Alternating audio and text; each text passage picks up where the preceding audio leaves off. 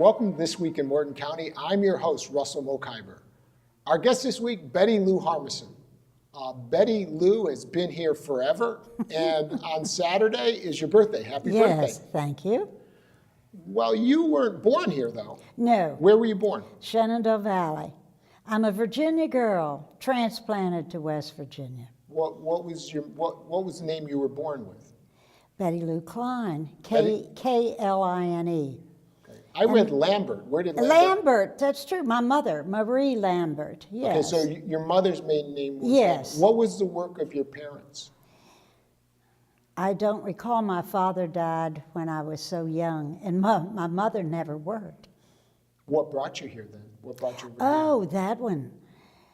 Uncle, her brother, Paul Lambert, owned a drugstore in Berkeley Springs.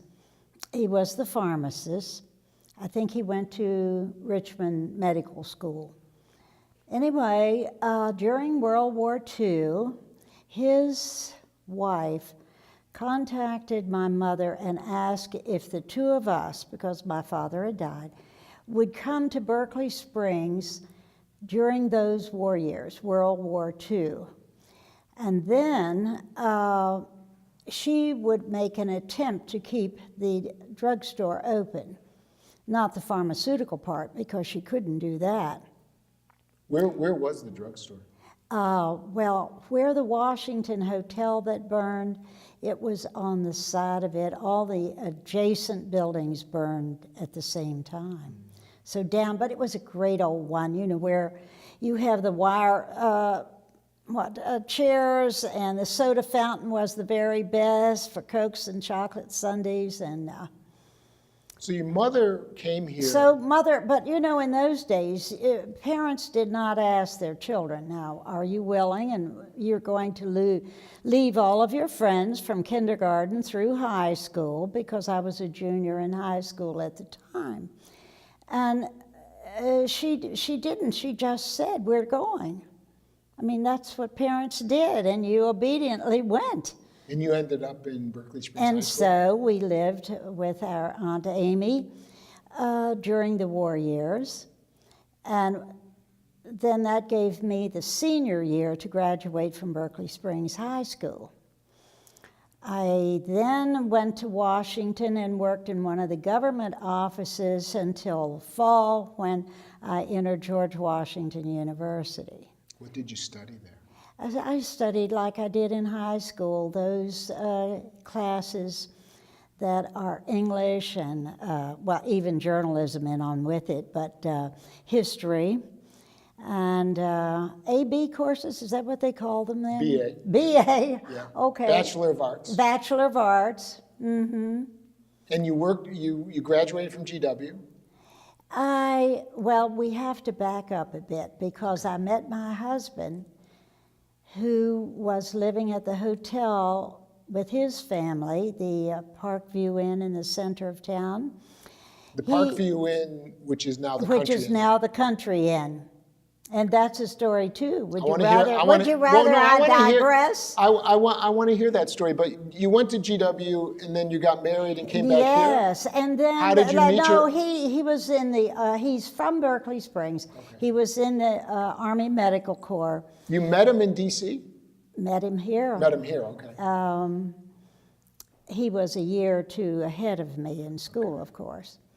And then, let's see, he was 2 years in the South Pacific and then in Japan in the occupation.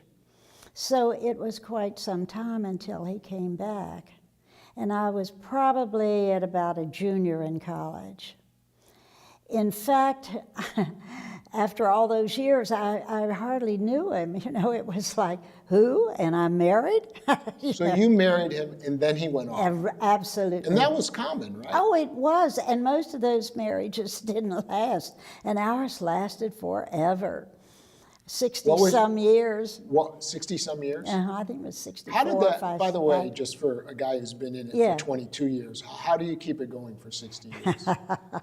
Well, he was so independent, I guess he lived his own life, and that was easy.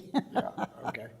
But no, he worked very hard because he inherited the country and I tried to help at registration and keeping the books and the desk.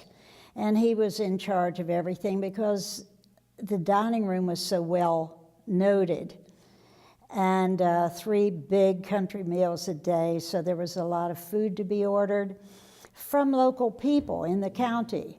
The country hams, maybe 35 would be hanging in at one time in the ham, we called it a shed, but a little location. And I liked the people who worked in the kitchen very much because they were local Morgan County women who learned to cook, make noodles, homemade bread, cakes, sometimes 18 pies at a time. They learned all this in their own kitchens in the county where they grew up, standing on a fruit box, an apple box, helping her mother on Sunday when all of the kith and kin and the minister of the local country church came to dinner, so they knew how to prepare a good meal. What was your husband's name? William Lee, I guess. It was that close to Virginia. Harmison. Mm-hmm. And he bought was it called the Park Lawn Inn? It was called Park View Inn. Park View Inn. Mm-hmm. And he bought it from whom? He inherited from his family. From his family. Mm-hmm. And that was your income. That was your income to raise your family. The country yes. Inn, or the Absolutely. Park View. Yeah. Mm-hmm. Now I've read a lot about, and you've been talking about the meals. Was that the best restaurant in the area? Well, yes, but we didn't have the competition. We didn't have great chefs like Lot 12, and, Terry's wasn't open. Irma Bohr had the Fairfax restaurant, and that was good on the main street. But in those days, the clientele came for a period of time, sometimes a month. In fact, we never advertised. They made their reservations one year to the next. And then a family, let's say, or husband and wife who came, would say, well, we will be here next May 16th, or whenever that apple tree is in bloom by room 16, give us that one. That type thing. Were they mostly people from Pittsburgh, Baltimore, Yes, Washington? Absolutely, because particularly during the war years, you had gas rationing, so you couldn't travel far. And people in the 40s did not hop a plane to Europe. So yes, Washington, Pittsburgh, Baltimore. And you must have met incredible people. I did. Oh, that part I enjoyed Tell so us much. Tell us some of the people you met and give us some stories about it. My. And one I was really interested in is the labor leader, John L. Lewis. Oh, I remember. He came he came when he could, when his chauffeur, which may be 3 a.m. in the morning when he arrived. But it was always out to the kitchen, and he would sit there and they would scramble eggs and fix him something to eat. When I was in high school, and you think I'm digressing, but no, my journalism teacher asked if I would interview John L. Lewis. Now, this was my first visit to the country, and it's amazing since I've spent my later life there. But it was my first visit, and I was excited about it and a wee bit honored, and tried not to show it, that I was chosen from the English class to interview John L. Lewis. I knew about him as the labor leader, and he was the head of the United Mine Workers he at the was, time. right. And then he was a big guy, they say. He was, and he had a head that was like lionized with the hair, and real bushy eyebrows. He looked over his glasses like that. So the only thing, and I must forewarn you, my journalism teacher had set me up with a terrible question that I was too young to know it was so bad. Well, now, so I go into the reception desk and I say I'm to interview Mr. Lewis, and he's in what we call the reading room next to the park. And I thought, well, I'm scared to death. I don't know, because I did not know what I was doing, for one thing. And the other, he seemed like such a potent figure, he just, but then I thought, the hotel dog Boots, the old bulldog, had chewed up his hat, and he didn't get angry about it. He just said, it was an old hat anyway. I think of him in a way like the present Chief Justice Scalia, kind of in his manner. He was so kind and nice to me. And I sat on a little footstool, I can remember, and we talked and talked until I asked the deadly question. Which was the question your teacher asked That you? the teacher had insisted that I ask in it, because I said to her, how do you interview people, what you're doing right now? Well, you ask questions. And then she said, and be sure to ask this one. And what it was, it's difficult, and I'm being filmed to even say it. Mr. Lewis, why do you work so hard for the coal miners to get a raise in pay when all they'll do is buy a car to set in front of a big long car to set in front of their house? And he immediately stopped me, and that was the end of the interview, and he said, he really let me have it, that I was overindulged and I'd been catered to, and I didn't know that part was true. I didn't know what I was speaking. Well, anyway, that finished off the interview, but I wrote up the article for the high school paper, and like I was supposed to, I left that out. But I still wonder why that teacher did that, why she asked such a question. Well, that seems like politics at the local level. I mean, that seems like a very politically informed question from someone who's got a certain point of view. Well, I think you're right. She did have a certain point of view. Oh, I had never looked at it like that. And obviously, we're seeing that play out at the national stage. Oh, now. dear. Do you want to weigh in on? Do you want to weigh in on the battles that we're seeing right now at the national level?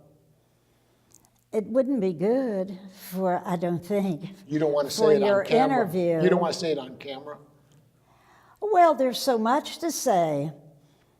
What's your gut reaction about the battle that's happening now? Well, all right, I will say this. In reading Hamilton, the almost 800-page book right now, and I've read Adams and the others, the Jefferson, the Founding Fathers, Madison. I'm going in another month or two down to Montpelier to his home, where Cokie Roberts is the speaker that day. Anyway, I will say the way those men who were educated people, gentlemen, and I can't say that about what's happening now. That's what frightens me. So those men worked so hard to build a country that I don't want to see others throw away. That is my real concern right now. I think I can't believe what they did because of the obstacles, and the same type of obstacles that some of the politicians are having right now. We won't go into that here, but those farmers who had so gallantly fought in the Revolutionary War and who felt that they should have their pay and some help, they were so very angry. They were against these men the Constitution. They were against everything. They had a real fight, and we do too. Will it ever end?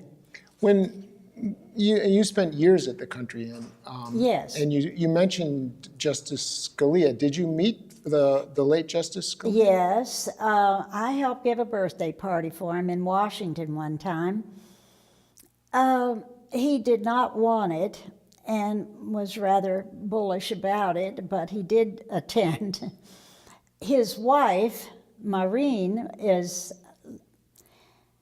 she's a lovely person, and she spent an evening overnight at our house, which is right next to the Country Inn.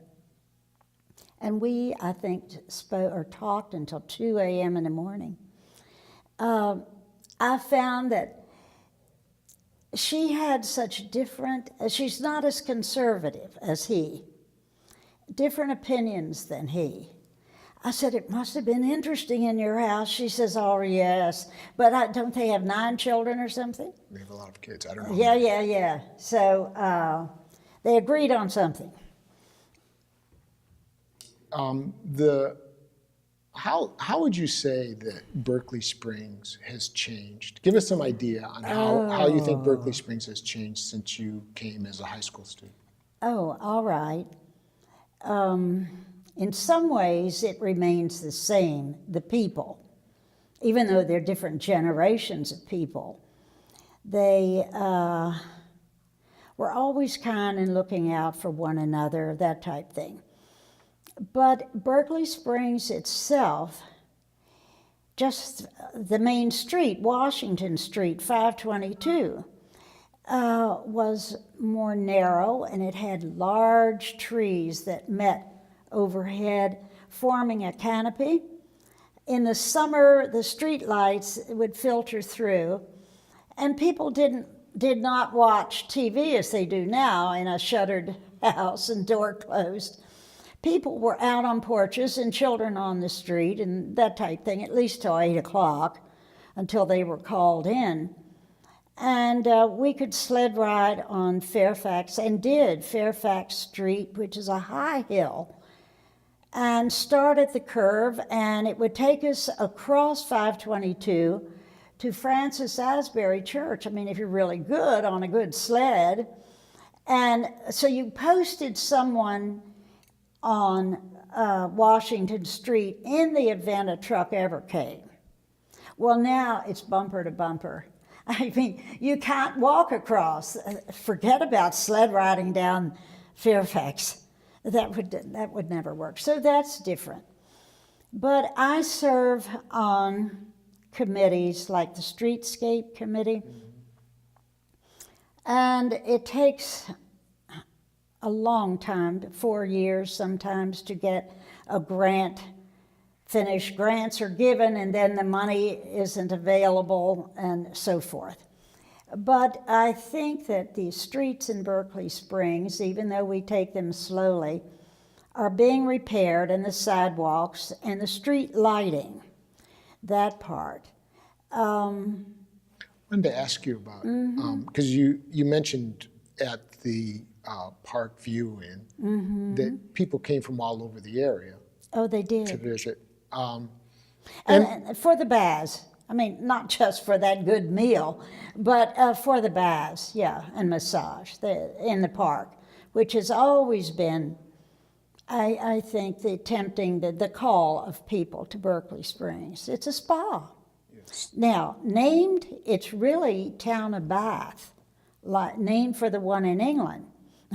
We don't have the Georgian homes, the Crescent. We could maybe, but we don't. And let's see it. Oh, that's something else. Along with the festivals and so much, husband and I have 3 children. 2 of them went to England and invited the mayor of Bath to come here in 1976. The town was laid out in 1776. So see, we were the 200th year. And the mayor agreed and came with her entourage of 7, 8, I can't recall now, let's say 10 people. So they were our guests for 3 days, and the whole town turned out, really. One of the receptions for the public was at the castle on the hill. And the Episcopal minister played the harpsichord, and we really set it up like merry old England. Well, of course, it rained, and it did not quench the local people who stood down in the park around the bathhouse with umbrellas, waiting their turn to get up that hill as far as the castle. And then, you know, they could, and when the mayor and her group left the inn to go up to the castle, they wore their 16th century, all of this with the banners and the velvet hats and the tunics with the whatever's on the front. Oh, it was so splendid. It really was. So it was a good party. It was. What about the Great Divide in Morgan County? Because you often hear this, and I want you to weigh in on it, between people who have been here forever and people who've moved here more recently. And that's always been. And Is that always? I've lived here 65 years, and I'm not a native, and they'll let me know it. I was not born here. I may love it to death, as I do, but I was not born here. Now, what I would say to them, but I never got the chance, but look what the people who are moving in, look what they're doing in the arts, in music. It is so splendid, but it really is. I'm thrilled to death. What about back then the economy of Morgan County and what was driving it? I mean, I've read that it's, you know, it was like tomato area, heavy agricultural. It was, believe it or not. I mean, as small as it is. The Tomato Festival brought many, many people. It was and a yearly that was only 3 festival. years, yes, but only 3 years before World War II. And so then the men who worked on the orchard left, and the festival, I guess, left too. But thousands of people. The local people opened their homes. There was no place for those who came in to see the big parade, the festival in the park, the Queen, and all of the to-do. Similar to the Apple Blossom one in Winchester, if that tells you. I don't know. And I think it brought big revenue. The Young Men's Business Club promoted the whole thing, so it must have been for revenue, I assume. Well, similar to the Apple Butter Festival then. Yes, and then later the Apple Butter Festival picked up on that. Exactly. You're an amateur historian. Oh yes, amateur historian. That's a good way to put it. And you've because I love it. And you've written the history of the country, and you've written a lot of about that. And you're pushing to get the area declared a historic district? Well, we finally did. It was. I was a little too soon in 1976 with the Antiquities Commission and the state and so forth. They said we had more history than any little town in West Virginia, but we had lost the sites. SITES. We have plenty of those other sites, particularly in the summer in the park, but you know, that's not what they meant. So I think I was just too soon, because later on the town picked up on that and again demanded, and we do have the original plat, the 128, 29 lots named to the National Register. They really are. And what does historic designation get you? What does it mean? Does it protect us from people coming in and tearing certain buildings down, or what? Yeah, well, there could be a fight, but you know, some buildings burn, as that happens in Berkeley Springs all the time. It seems in the center of town, in hotels, and they have for 200 years, fire starting in the kitchen and that type thing. But it gives you, if you're repairing your property, if you have bought one of the sites and you're repairing, you get a discount on I say a discount, they don't call it that, but you can get help with that. We can't really say to you, you may not, put a concrete sidewalk when it used to be stone. I mean, we can recommend and we can guide you, but I think when you get down to it, I'm being told that we just have, Oh, just have a really? minute. It went really fast, but just give us one more story about, because the John Lewis story was fascinating. Who else do you remember? Who else do you remember Oh, from that I time? remember Teddy Roosevelt's daughter. I say that because she arrived with large hats, but she came to meet John L. They were good friends. She came, usually visited when he was here. Then we had Miss Fanny Travers, who was a sister-in-law of Thomas Edison, and she lived with us. She came and took us with. Betty, hold on one second, because I'm told that we're running out of time. No wonder. But it was fascinating, and I'm going to actually write up the John Lewis story. Before we go, do you remember the name of your journalism teacher? Yes, I do. Could you do please? I dare? Yes, please. Catherine Johnson. Catherine Johnson. Okay, because I want to. Mrs. William Johnson. Okay. That's they're coming. Well, can we have you back? Can we have you back? Oh, my To be goodness. continued sometime. Thank you very much. I talk too much. Thank you very much, and thank Well, you that for was- joining with us on This Week in Morgan County. Still on? Are we still on? Well, we were, but